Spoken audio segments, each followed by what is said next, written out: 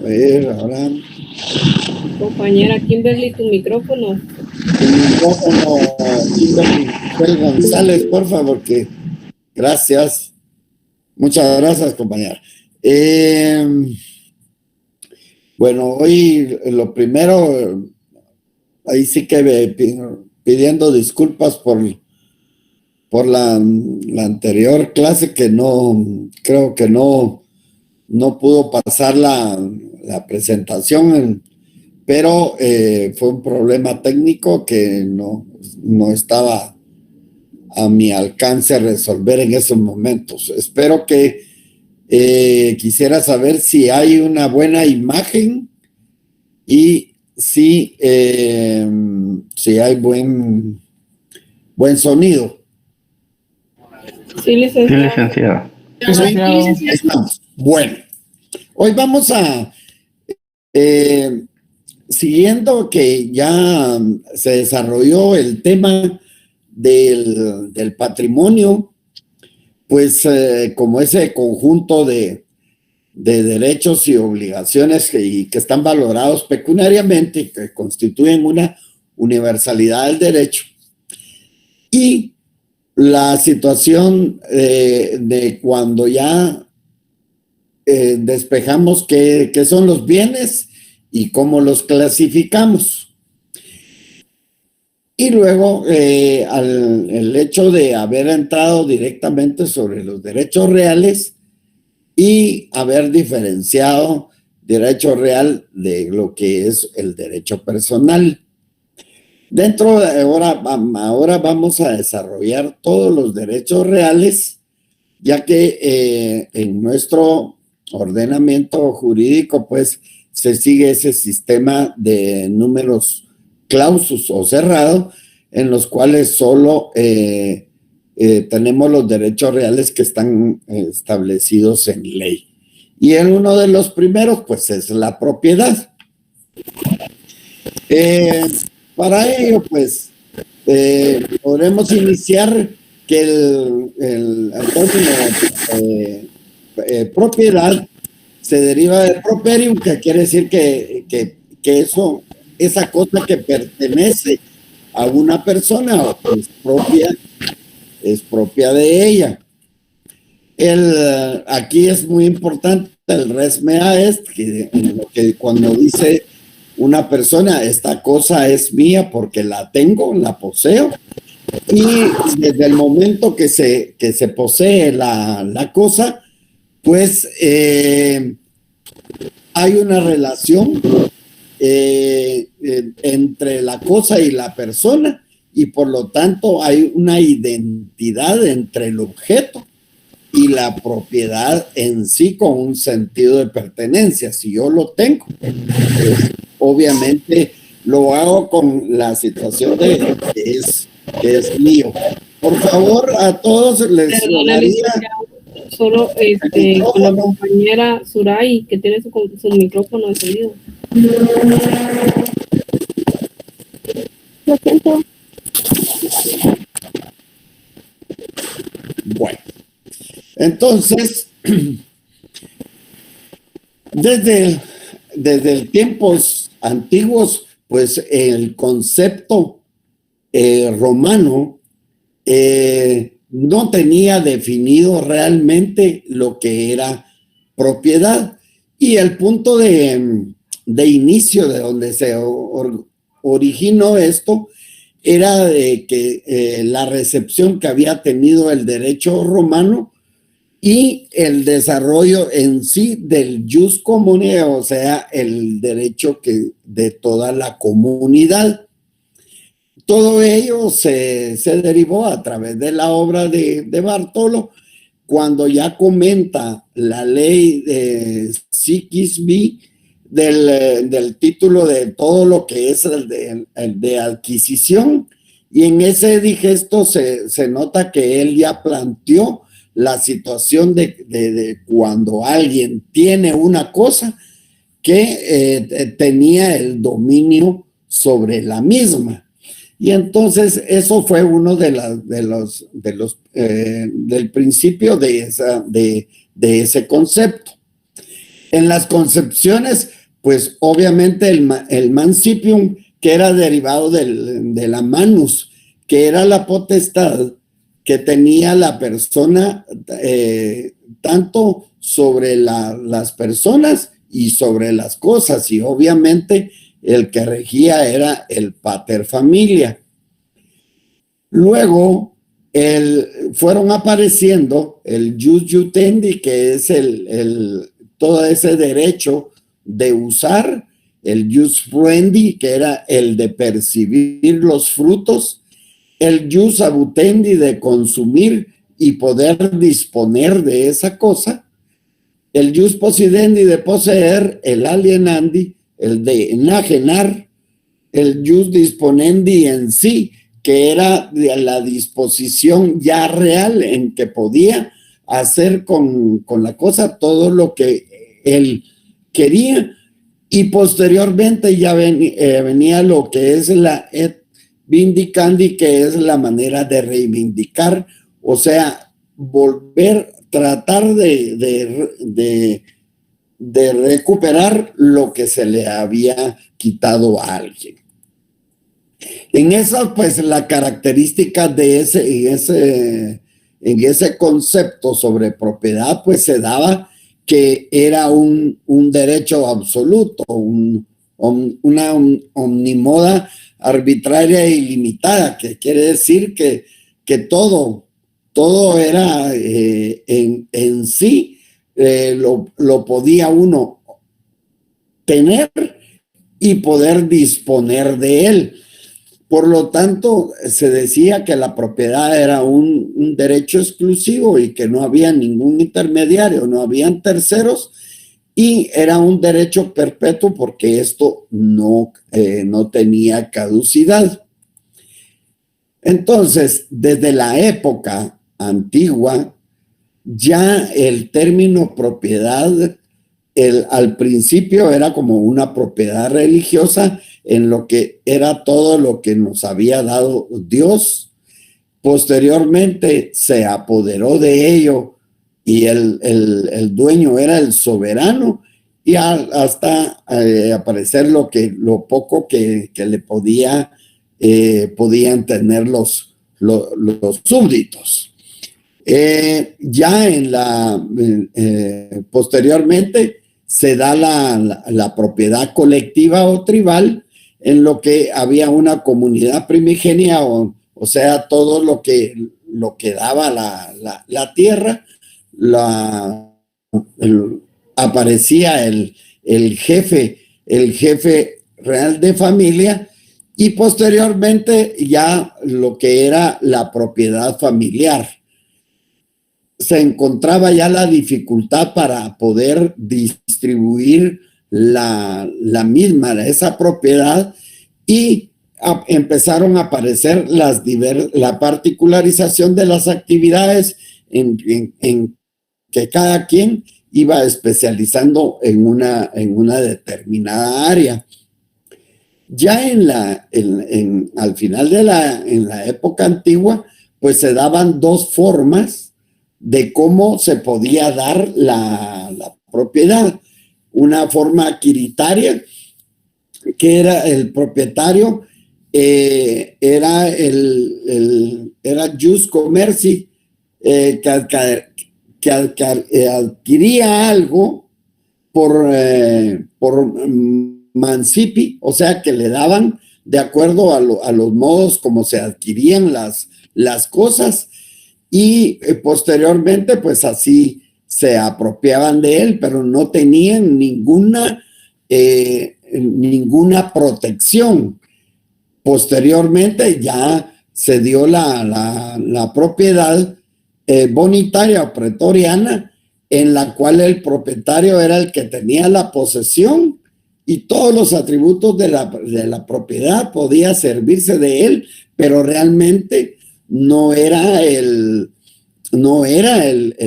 propietario real, sino que tenía que ir hacia lo pretoriano para que lo pudieran proteger, y él decir, sí, esto es suyo.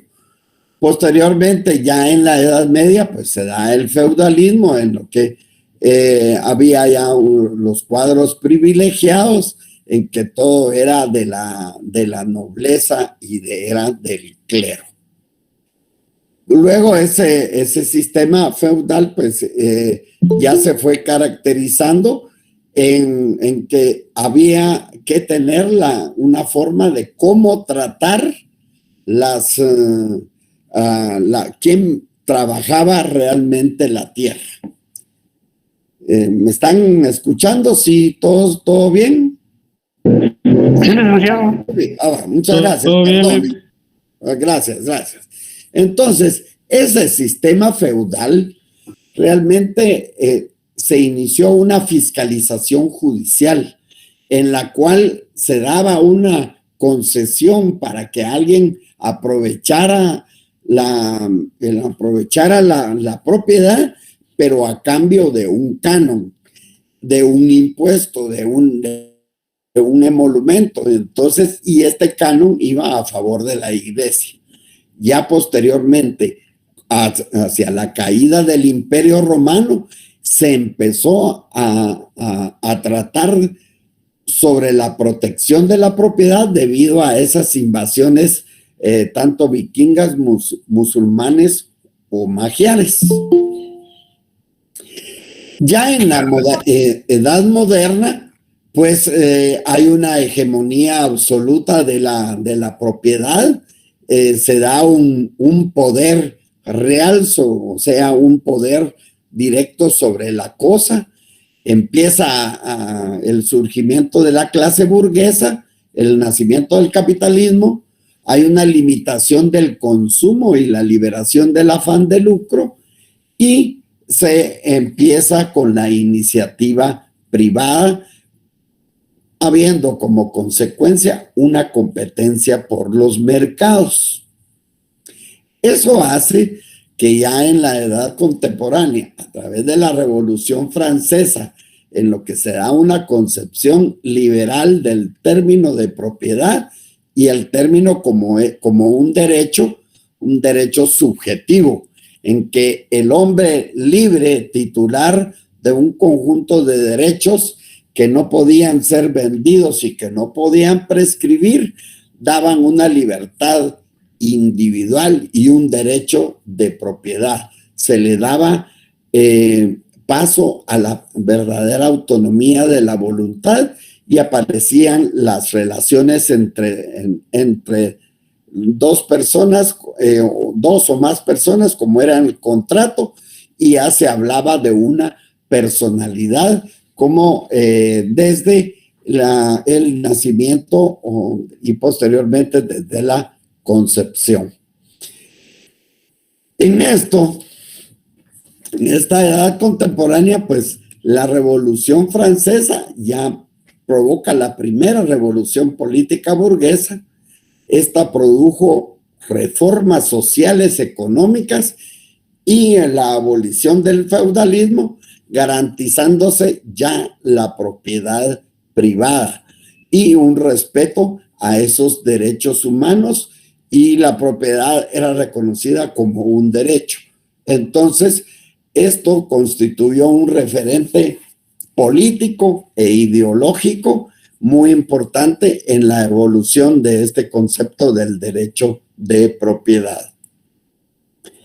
Ya en esa revolución industrial, pues se dan las transformaciones agrarias, cambios en la propiedad de la tierra, los nuevos sistemas de cultivo, hay un aumento de la población, habiendo un descenso de la tasa de mortalidad y elevación de la tasa de natalidad, una expansión del comercio, innovaciones técnicas, la energía hidráulica, hasta llegar a lo que era la máquina de vapor.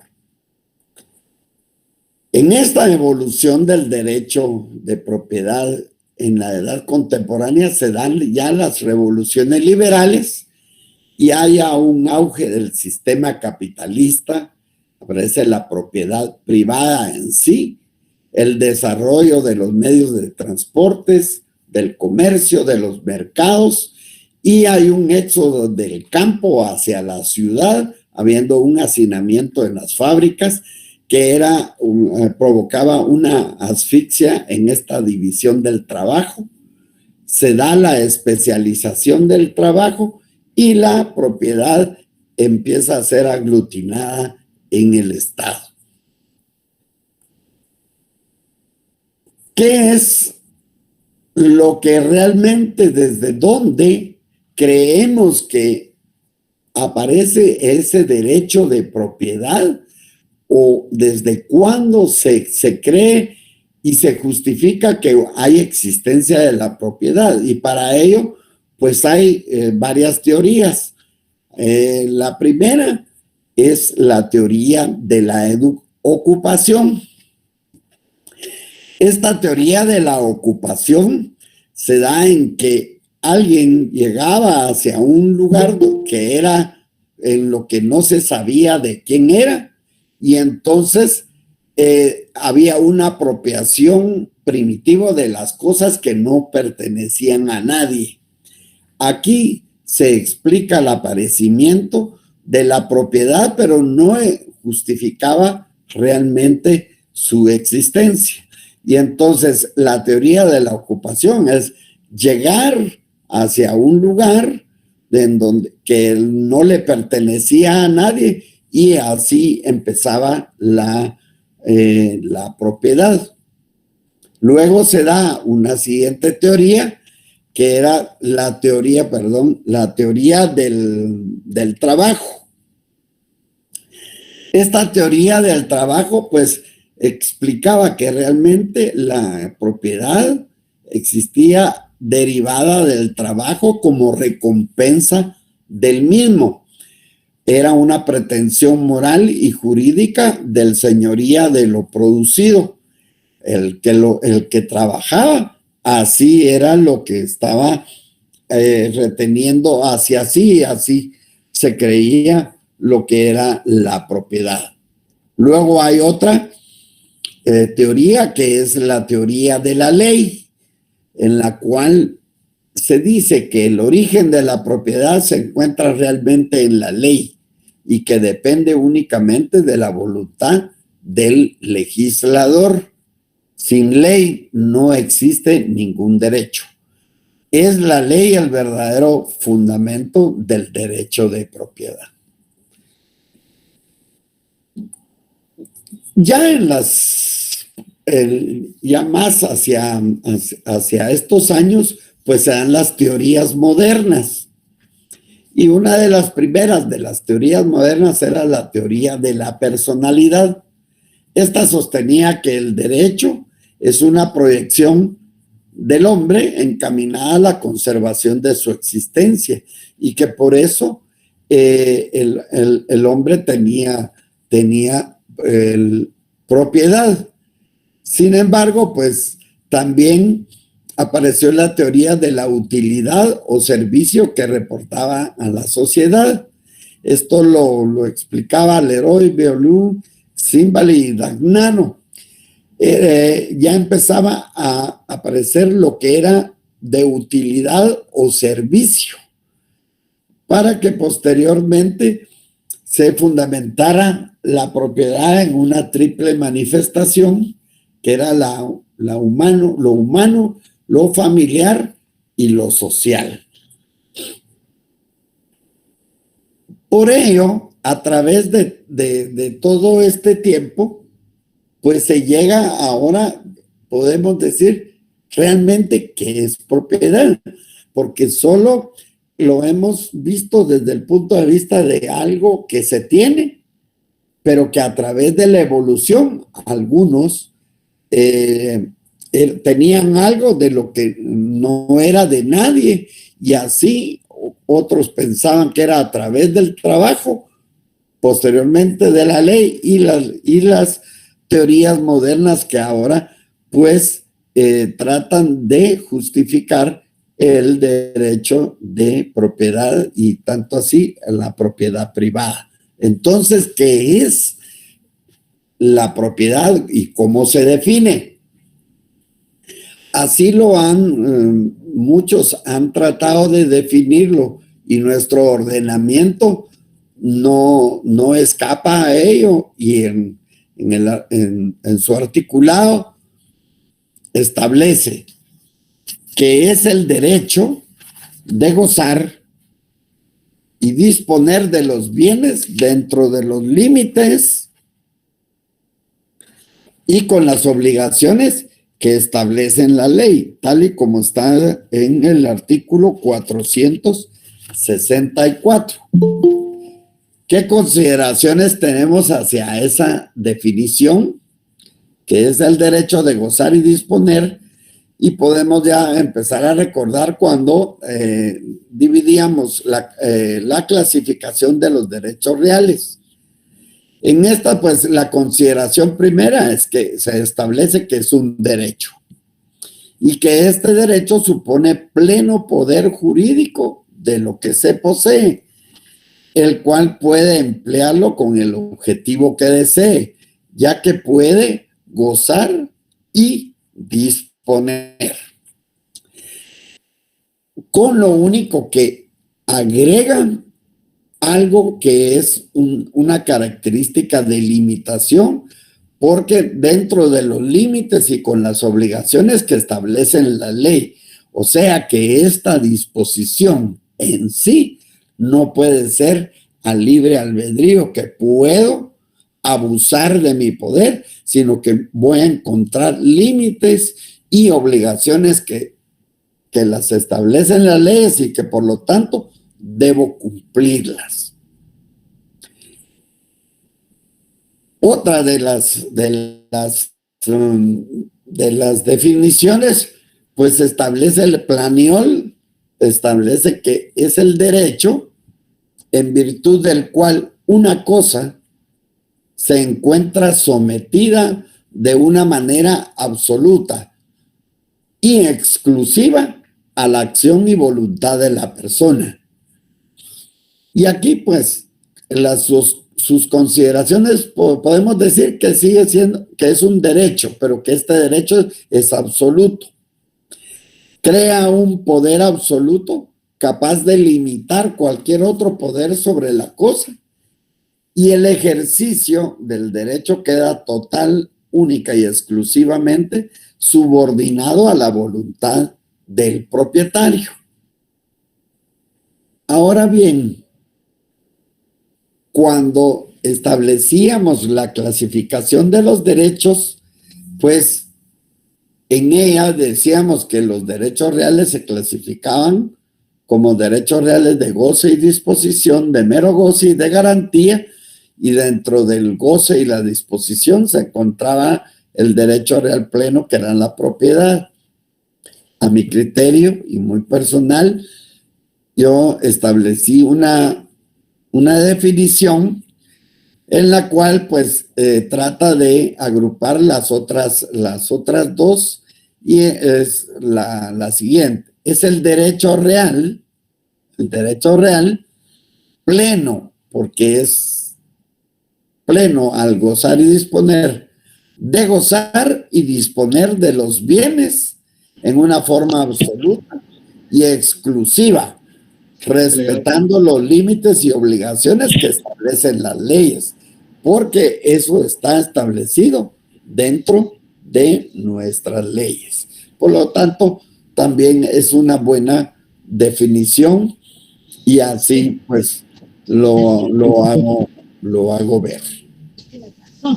Posteriormente, pues ahora, ¿qué es propiedad privada? Ya, por favor, su micrófono.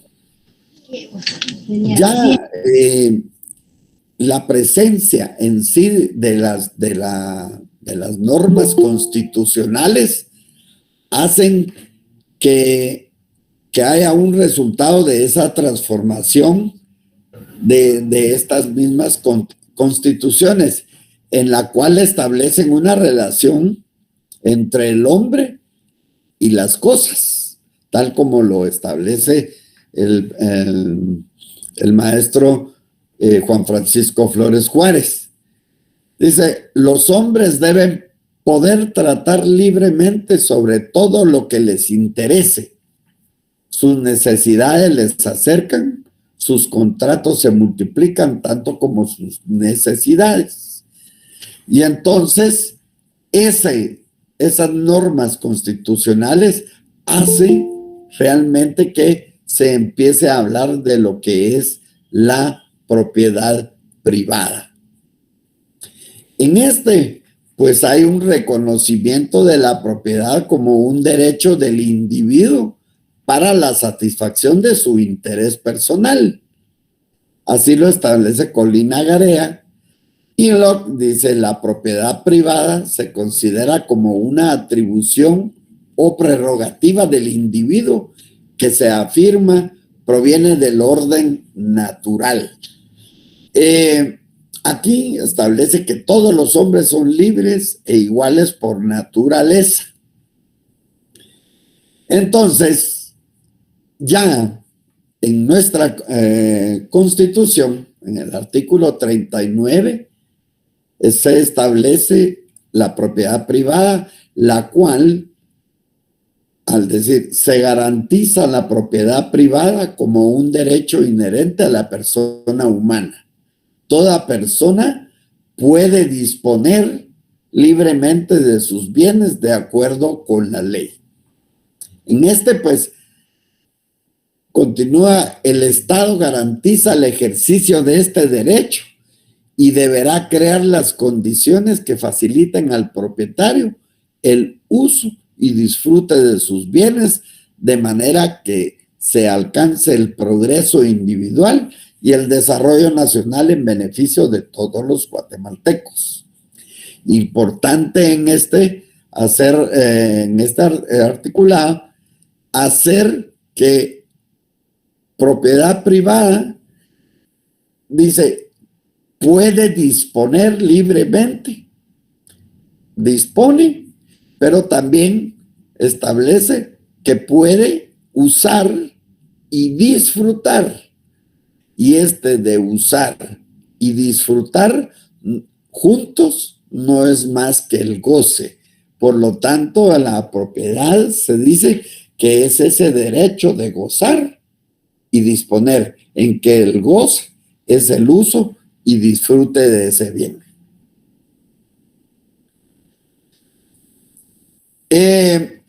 Aquí, pues, en esto, lo más importante de ese articulado, pues, es la vinculación con el principio de solidaridad, y es no dañar y sí beneficiar a la sociedad. Y en ello es que se enmarca la función social del derecho de propiedad. Ese artículo 39 hace que se establezca la función social del derecho de propiedad, la superación del egoísmo individualista ante la imposición de vínculos, límites y obligaciones del derecho de propiedad. O sea, que uno no puede abusar de ese derecho de propiedad.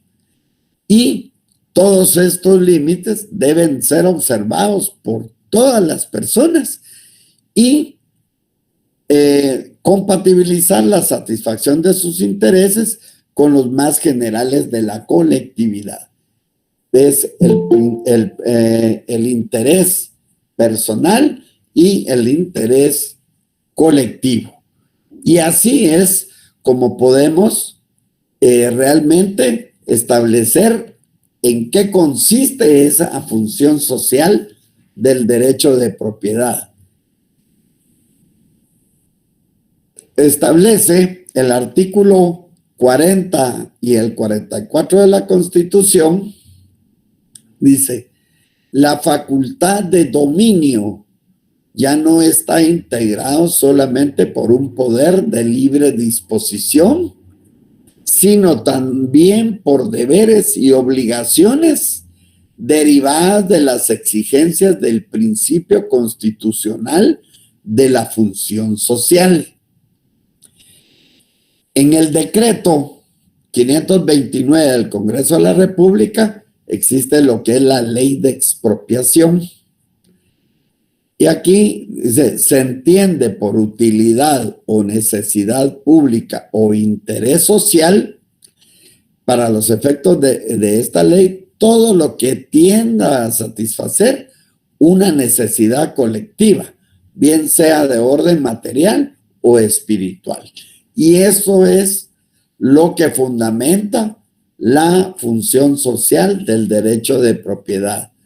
Esa, cuando se habla del interés no personal, sino del interés colectivo. Posteriormente, pues, al establecerse esa función social y en ese articulado, pues aparece mucho el término dominio. Ya sabemos que es propiedad, que es ese derecho de gozar y disponer en una forma absoluta de una cosa. Pero ¿qué es dominio? Y el dominio es el que atribuye a su titular, o sea, a la persona que tiene algo, todas las facultades que pueden ejercer sobre las cosas y los derechos que surjan del pensamiento humano dentro de los límites que establece la ley. Hay manifestaciones de la plenitud general que constituye la propiedad. O sea, llegar a saber qué es realmente el dominio. Y pues se establece que el dominio es el poder físico que se ejerce sobre una cosa con intención de manejarse como verdadero propietario de ella. Va a ser esa posibilidad amparada del derecho de identificar una cosa corporal, o sea, que tiene cuerpo, para obtenerla y tenerla y ejercer actos sobre ella que impliquen el máximo aprovechamiento. Y al decir aprovechamiento estamos hablando ya del goce. Por ello mismo, el derecho de usar, gozar y disponer de una cosa siempre que no se haga de ella un uso prohibido por las leyes.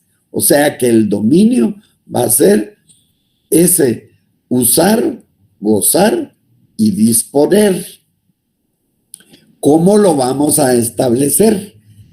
Entonces podemos decir que las facultades que tenemos para tener el dominio sobre una cosa va a ser una facultad de disposición y una facultad de uso y de aprovechamiento. La disposición en estricto sensu quiere decir poder enajenar. Yo poseo algo, soy propietario de un carro y yo puedo hacer con el carro lo que yo quiera. Lo puedo vender, lo puedo alquilar, lo puedo permutar, etc. Estricto sensu quiere decir que yo puedo transmitirlo, lo puedo vender, enajenar. Pero también en la disposición,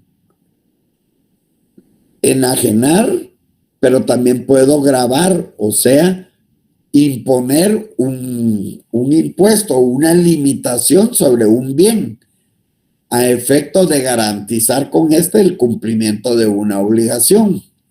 Si yo tengo, tal como establecíamos en los derechos reales, cuando hablábamos de los derechos de garantía, pues si yo al disponer de un bien inmueble puedo gravarlo, o sea, imponer una limitación sobre él para garantizar el cumplimiento de la obligación, y esto va a ser la hipoteca, pero que si es sobre un bien mueble va a ser la garantía mobiliaria.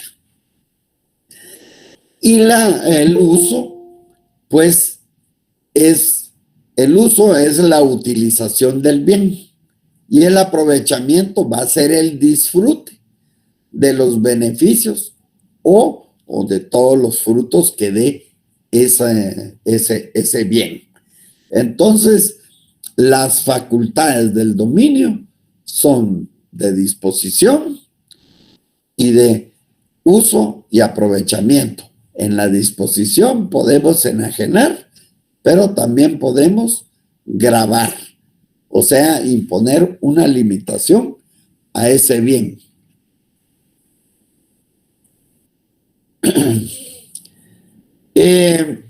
Cuando dentro del articulado, en la definición de la propiedad, esa disposición está limitada. No hay una disposición plena. Y se dice que hay límites y limitaciones de la propiedad. ¿Qué es límite y qué es limitación? Pues los límites se alude a las restricciones comunes a todo derecho de propiedad y las limitaciones son las reducciones del poder. Por ejemplo, la diferenciación presenta importantes consecuencias prácticas, puesto que al ser los límites el régimen normal sobre una determinada categoría de bienes, no hace falta un acto para imponerlos. Eso es un límite. Y basta con invocar la norma. Pero las limitaciones sí necesitan de un acto especial y que estén expresamente dentro de las leyes y que a estas han de ser probadas. Y entonces, podemos decir que las limitaciones de la propiedad, primero le puedo decir que los límites, usted sabe qué fue lo que compró y hasta dónde es que llega su propiedad y de ahí no puede pasar. Sin embargo, hay limitaciones que tienen que estar establecidas. Y vamos a principiar con el artículo 473, en la que establece subsuelo y sobresuelo. La propiedad del predio se extiende al subsuelo y al sobresuelo hasta donde sea útil al propietario, salvo disposiciones de leyes especiales, como por ejemplo de una ley de excavaciones y todo. O sea, le pertenece el bien, solo el suelo y subsuelo, no más. Hasta esa es la limitación de la propiedad. Por lo tanto, vamos a ver que hay limitaciones legales, por lo tanto, tienen que estar establecidas en la ley. En el 474 nos establece que es prohibido hacer excavaciones que dañen al vecino. No se pueden hacer excavaciones o construcciones que van a debilitar el suelo y que van a provocar daño a la propiedad del vecino. O sea que se inician con buenas relaciones de vecindad.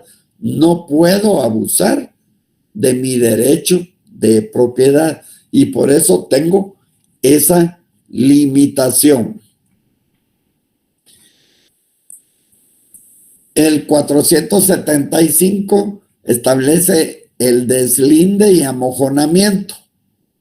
Todo propietario tiene derecho de obligar a los vecinos, propietarios o poseedores al deslinde y al amojonamiento, hasta decir, poner un mojón y establecer hasta dónde llega su propiedad.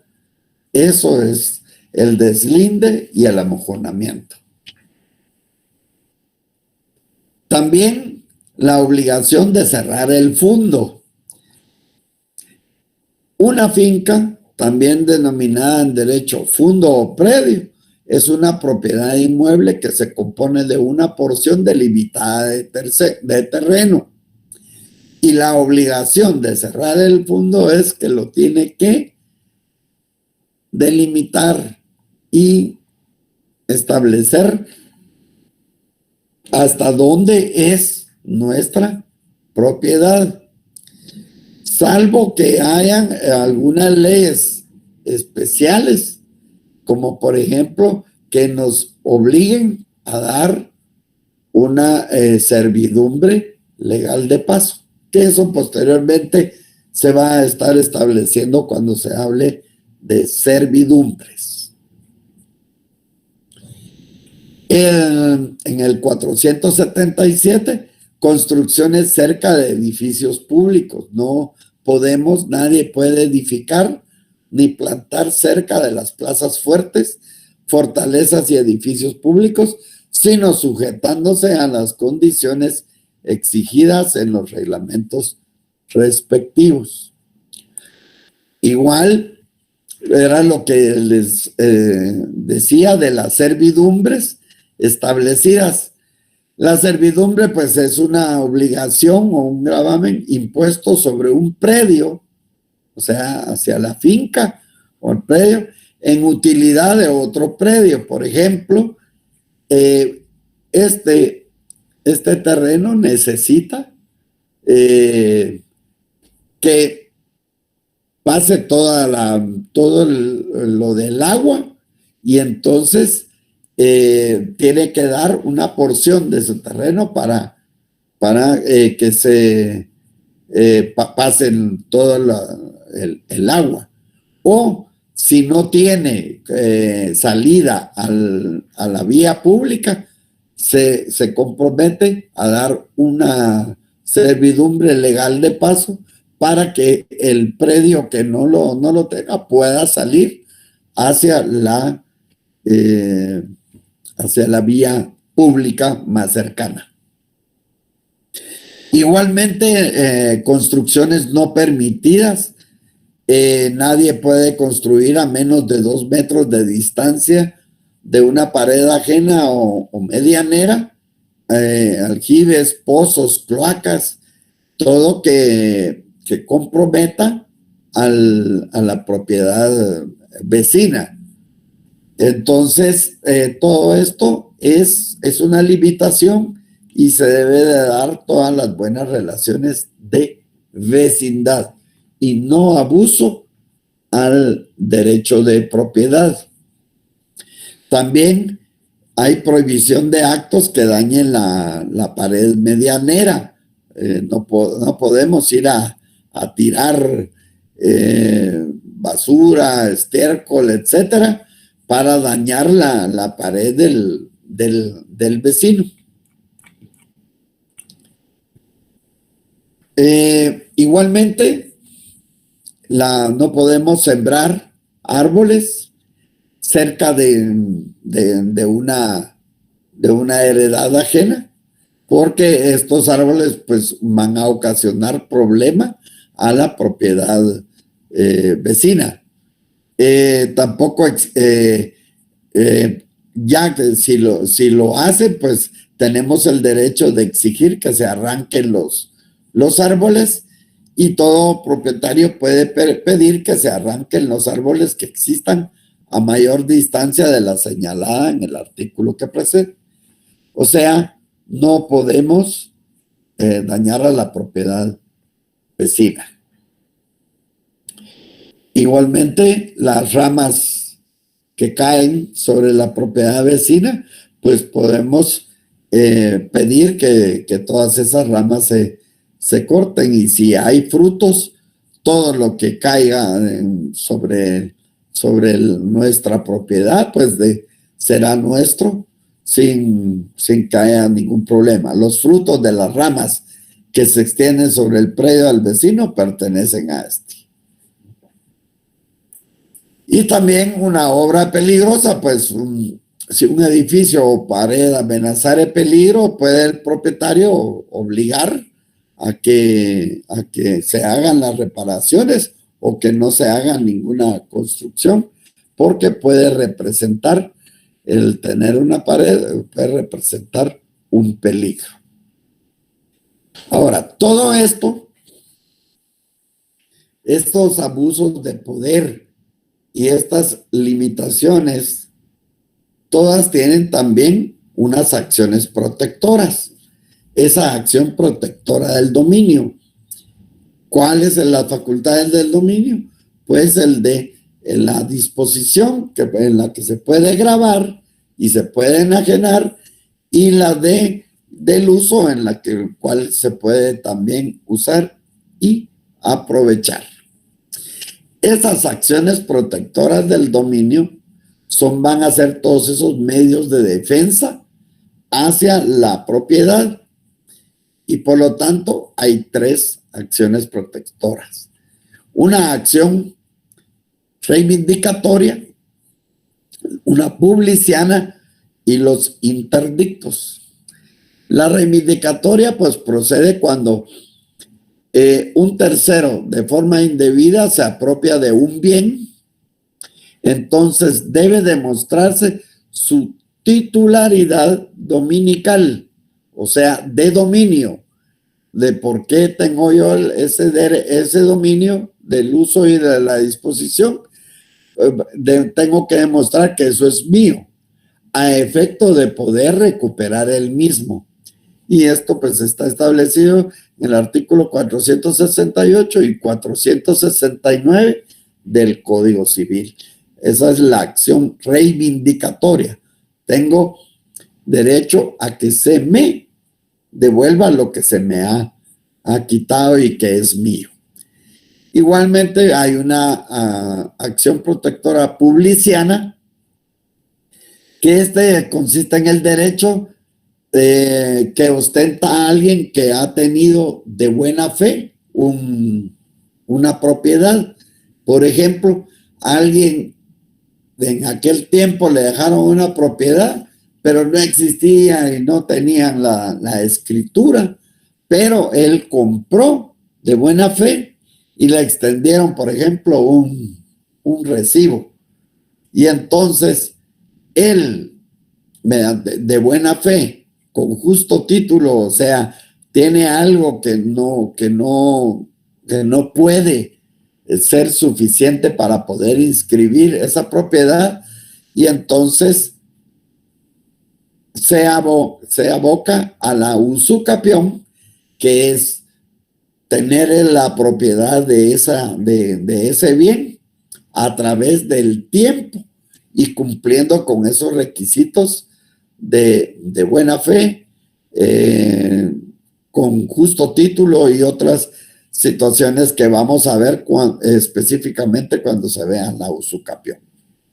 Y luego están los interdictos, que están establecidos en el 249 del Código Procesal Civil y Mercantil. Estos interdictos pues proceden únicamente con los bienes inmuebles, y entonces estos son medios de defensa. Y entonces hay de amparo, de posesión o de tenencia, de despojo cuando se le ha despojado a alguien, de apeo y de deslinde, o sea que alguien que se ha hecho una mala circulación de su propiedad, o de una obra nueva o peligrosa.